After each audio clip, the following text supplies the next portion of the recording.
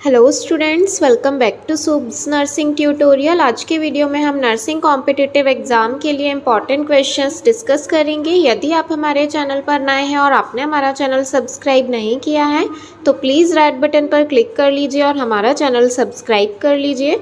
चलिए तो हम क्वेश्चंस डिस्कस कर लेते हैं। पहले हम वो क्वेश्चन देख लेते हैं जो पिछले वीडियो में पूछा गया था। यहाँ पर पूछा गया था the power house of cell is, यहाँ पर पूछा गया था कि जो सेल का पावर हाउस है वो किसे कहा जाता है। ऑप्शंस दिए गए थे। Option number first is nucleus, option number second is mitochondria, option number C is cytoplasm and option number D is plasma membrane. तो यहाँ पर इसका जो राइट आंसर था that is option number second mitochondria. Cell का जो power house है वो माइटोकॉन्ड्रिया को कहा जाता है।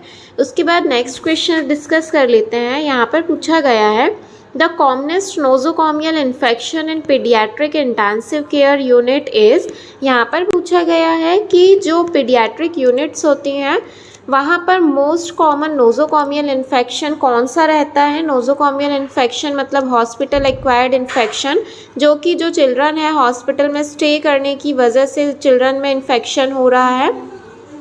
ऑप्शंस देख सकते हैं। Option number first is blood stream infection, option number second is ventilator associated pneumonia, option number three is urinary tract infection and option number four is surgical site infection.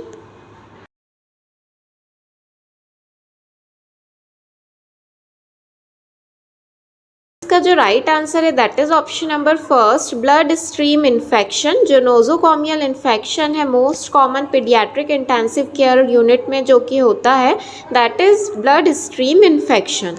फिर उसके बाद नेक्स्ट क्वेश्चन में पूछा गया है which of the following is an example of protective reflex in a newborn. यहाँ पर पूछा गया है कि जो न्यूबॉर्न में ऐसा कौन सा प्रोटेक्टिव रिफ्लेक्स है जो कि प्रेजेंट रहता है, इसका एग्जाम्पल हमें बताना है। Option number first is Moro reflex, option number second is asymmetric tonic neck reflex, option number three is parachute reflex and option number four is Babinski reflex.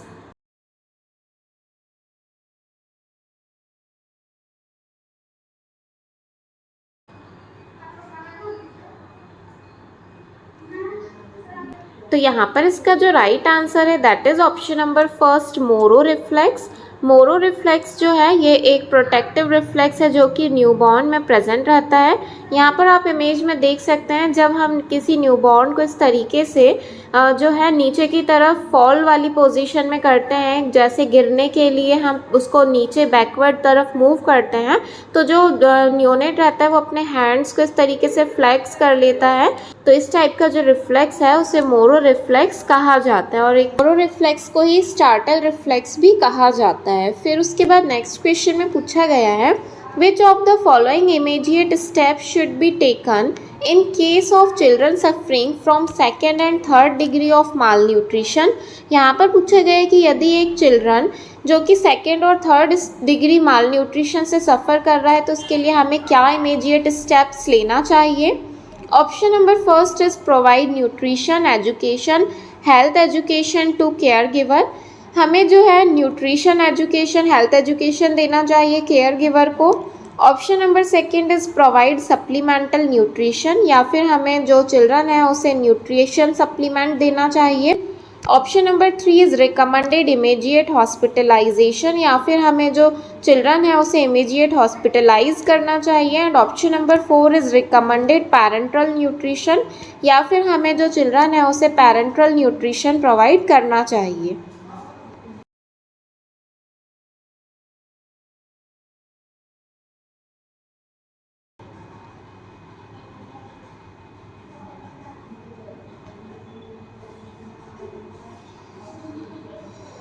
तो यहाँ पर इसका जो राइट आंसर है that is option number second provide supplement nutrition. Children है जो कि second और थर्ड डिग्री माल न्यूट्रिशन से सफ़र कर रहा है उसे हमें न्यूट्रिशन का सप्लीमेंट थेराप्यूटिक फूड जो है हम वो चिल्ड्रन को प्रोवाइड करेंगे। उस नेक्स्ट क्वेश्चन में देख सकते हैं यहाँ पर पूछा गया है which of the following is the most common facial fracture. यहाँ पर पूछा गया है कि facial fracture most common type का कौन सा फेशियल फ्रैक्चर रहता है। ऑप्शंस दिए गए हैं। Option number first is nasal bone fracture. Option number second is frontal bone fracture. Option number 3 is maxillary bone fracture. And option number 4 is mandibular fractures.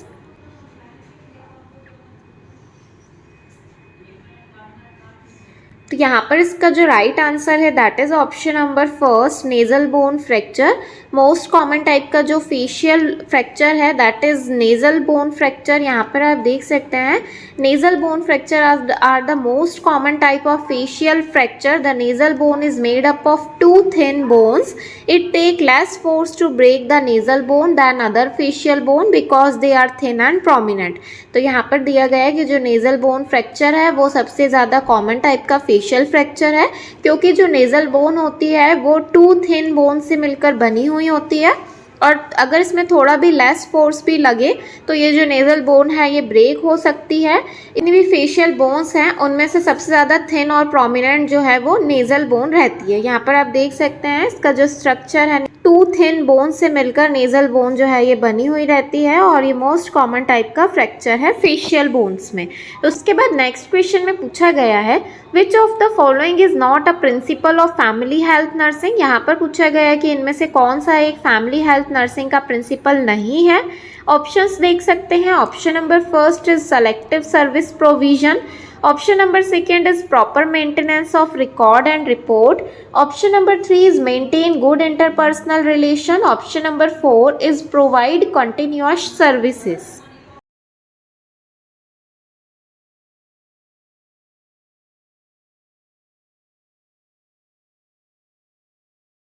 तो यहाँ पर इसका जो राइट आंसर है that is option number first, selective service provision.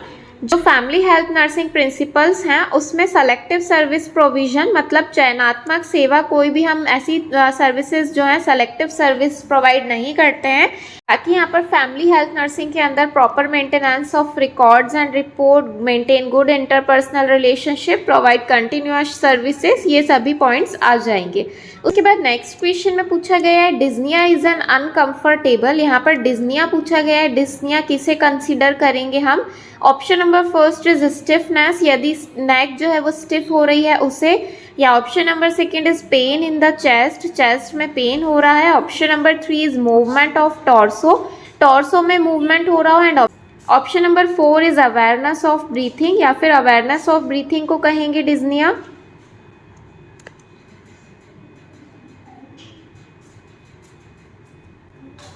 तो यहाँ पर इसका जो राइट आंसर है that is option number 4, awareness of breathing या ब्रीथिंग डिफिकल्टी को डिस्निया कहा जाता है।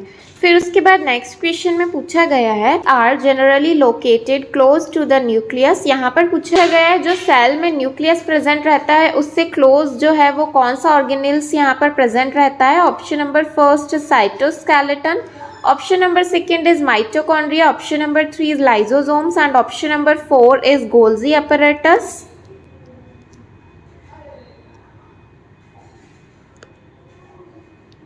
तो यहाँ पर इसका जो राइट आंसर है that is option number 4, Golgi apparatus। Nucleus के पास जो है गोल्जी apparatus जो है वो सेल में न्यूक्लियस के पास प्रेजेंट रहता है।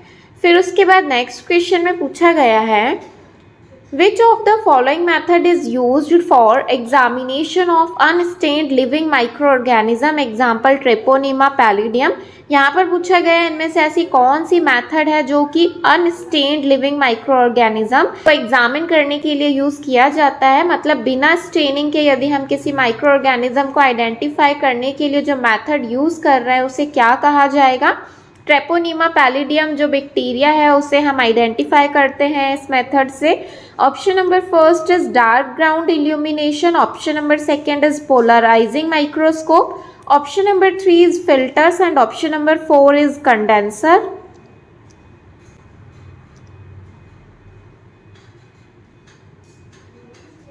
तो यहाँ पर इसका जो राइट आंसर है that is option number first, dark ground illumination. Dark ground illumination जो मेथड है इसे यूज़ किया जाता है। जैसे ट्रेपोनीमा पैलिडियम बैक्टीरिया है जो कि एक स्पाइरोकेट बैक्टीरिया होता है इस तरीके के शेप में।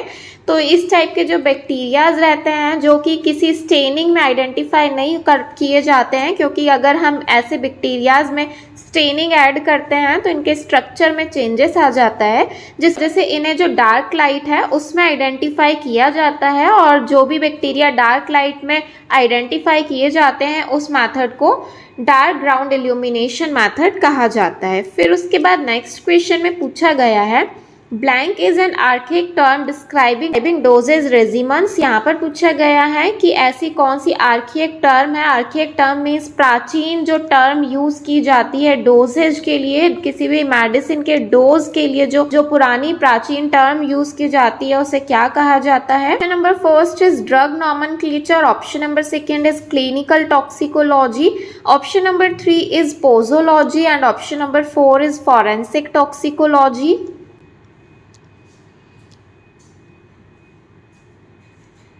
का जो राइट आंसर है that is option number 3 posology. Posology जो है किसी भी अगर मेडिसिन के डोज के बारे में यदि बात की जा रही है तो उसके लिए जो पुराने समय में जो टर्म यूज की जाती थी दैट इज पोजोलॉजी। उसके बाद नेक्स्ट क्वेश्चन में पूछा गया विच of the following vitamin is part of dietary management of Alzheimer disease. यहाँ पर पूछा गया इनमें से ऐसा कौन सा विटामिन है जो कि अल्जाइमर डिसीज के लिए एक डाइटरी मैनेजमेंट का काम करता है। Option number first is vitamin B12, option number second is vitamin D, option number 3 is vitamin A and option number 4 is vitamin K।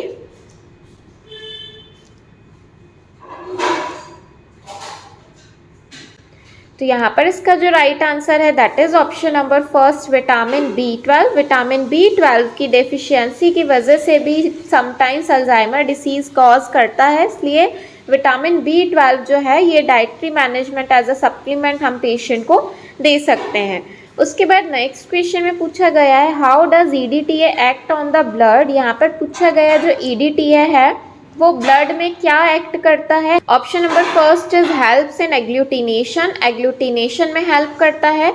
Option number B is as an anticoagulant, as a anticoagulant work करता है। Option number C is acts as a preservative, preservative का काम करता है। या फिर option number D separate the fluid from the blood, या फिर जो फ्लूइड है उसे ब्लड से सेपरेट करने का काम करता है।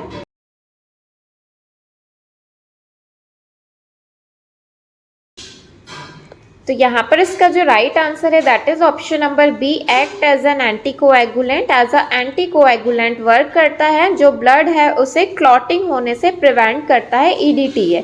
उसके बाद नेक्स्ट क्वेश्चन में पूछा गया है which of the following sign is seen in early pregnancy characterized by softening of the uterus. यहाँ पर पूछा गया है कि ऐसा कौन सा साइन है जो कि अर्ली प्रेगनेंसी में देखने को मिलता है जिसमें जो यूट्रस है उसमें हमें सॉफ्टनिंग देखने को मिलती है।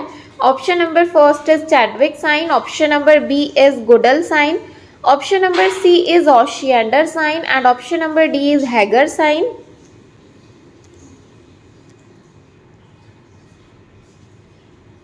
तो यहाँ पर इसका जो राइट आंसर है that is option number D Hegar sign. Softening of uterus यदि देखा जाए अर्ली प्रेगनेंसी में तो उस साइन को हैगर साइन कहा जाता है। उसके बाद नेक्स्ट क्वेश्चन में पूछा गया है the major electrolyte present in the extracellular fluid compartment is. यहाँ पर पूछा गया है कि ऐसा कौन सा मेजर इलेक्ट्रोलाइट है जो कि एक्स्ट्रा सेलुलर सेल के आउटर तरफ जो कि ज़्यादा अमाउंट में प्रेजेंट रहता है। Option number first is sodium and calcium, option number B is sodium and potassium, option number C is sodium and chloride and option number D is potassium and magnesium.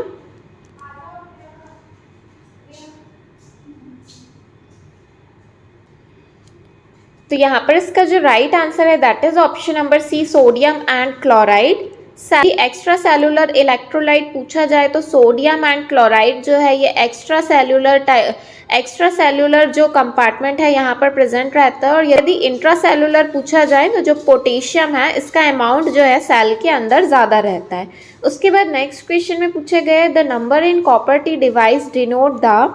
यहाँ पर पूछा गया है कि जो कॉपर टी डिवाइस रहते हैं उसमें जो नंबर्स हैं वो किस चीज़ के ऊपर डिपेंड करते हैं? Option number A is length of vertical stem in mm, जो लेंथ रहती है कॉपर टी की उसके ऊपर डिपेंड करता है। Option number B is dosages of copper T in mg, dose के ऊपर डिपेंड करता है। Option number C is surface area of copper in square metre, या फिर जो सरफेस एरिया रहता है कॉपर का उसके ऊपर डिपेंड करता है। And option number D is length of horizontal arms in mm, की जो हॉरिजॉन्टल आर्म्स रहती हैं उनकी लेंथ पर डिपेंड करता है। तो यहाँ पर हमें बताना है कि जो कॉपर टी डिवाइसेस हैं उसमें जो नंबर्स रहते हैं जैसे कॉपर टी 380, ऐसे अलग अलग जो नंबरिंग रहती है वो किस चीज़ को डिनोट करती है?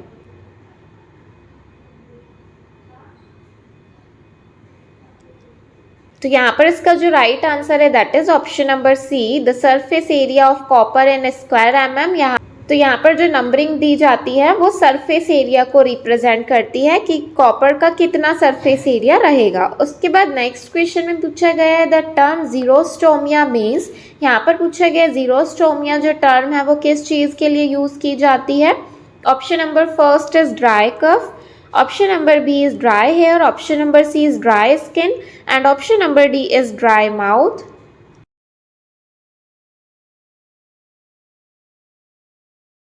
राइट आंसर है that is option number D dry mouth. Xerostomia जो है ये ड्राई माउथ के लिए टर्म यूज की जाती है। उसके बाद नेक्स्ट क्वेश्चन में पूछा गया है code of ethics for nurses was adopted and published by, यहाँ पर पूछा गया है कि जो कोड ऑफ एथिक्स है नर्सेस के वो किसके द्वारा पब्लिश किए गए हैं? Option number A is Indian Nursing Council के द्वारा, option number B is Indian Council of Nursing Research, option number C is State Nursing Council and option number D is International Council for nurses.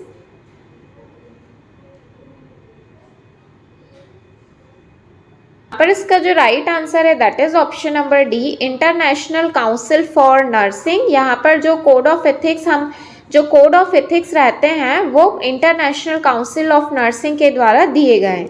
उसके बाद next question में पूछा गया है planning which is made to achieve long term goals are called, यदि ऐसी planning की जाए जिसमें लॉन्ग टर्म गोल के ऊपर फोकस किया जाता है तो वो कौन सी प्लानिंग कहलाएगी? Option number first is directional, option number second is strategic, option number C is rational and option number D is operational.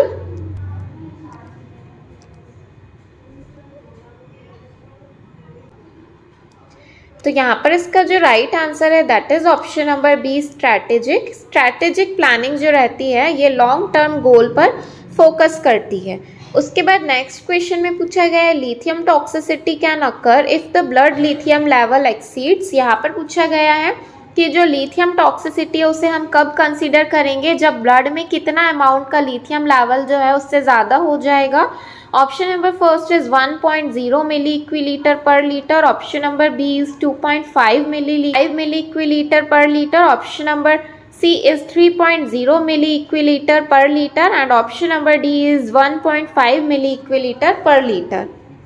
तो यहाँ पर इसका जो राइट आंसर है that is option number D 1.5 milliequivalent per litre. अगर इससे ज़्यादा blood में लिथियम का लेवल हो तो लिथियम टॉक्सिसिटी हम कंसिडर करते हैं।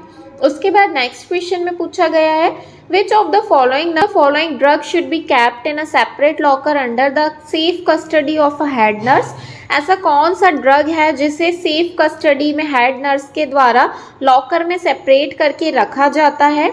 Option number A is adrenaline, option number B is dopamine, option number C is morphine and option number D is aspirin.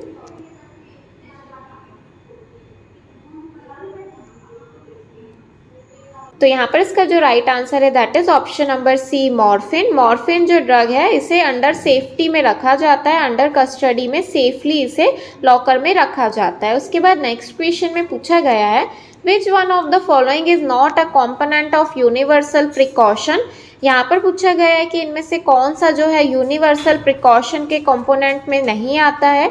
Option number A is use of personal protective equipments, personal protective equipment को use करना, option number B is biomedical waste management, option number C is hand hygiene and option number D is isolation.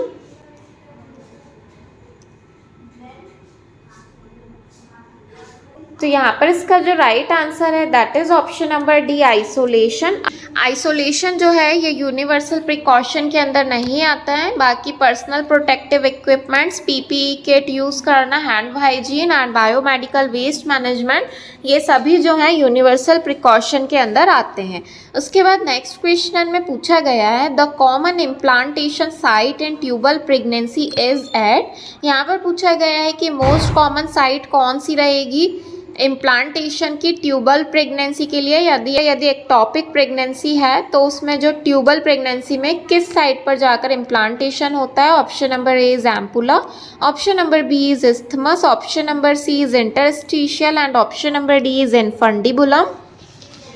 तो यहाँ पर इसका जो right answer है वो आप हमें कमेंट बॉक्स में कमेंट करके बताइएगा। वीडियो पसंद आया हो तो प्लीज़ वीडियो को लाइक कर दीजिए, अपने फ्रेंड्स के साथ शेयर कीजिए और यदि आपने हमारा चैनल सब्सक्राइब नहीं किया है तो प्लीज़ चैनल को सब्सक्राइब कर लीजिए। Thank you.